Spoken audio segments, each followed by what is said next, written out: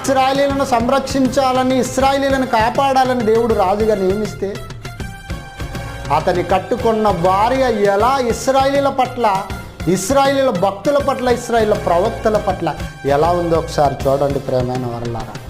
18, 13 వచ్చిన మొదటి రాజుల గ్రంథం.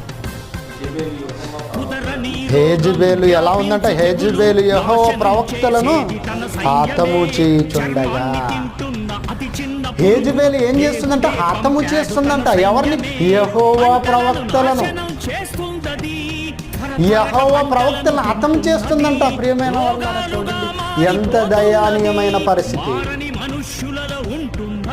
తన భర్త ఇశ్రాయేలీయులకు రాజుగా దేవుడు పెట్టాడు తన భర్తను, కానీ తన భర్తను ఏమాత్రం ఆలోచిస్తలేదు. చూడు ప్రియమైన వారలారా, ఎలాంటి క్రూరమైన స్త్రీ ఆలోచించండి ఒకసారి.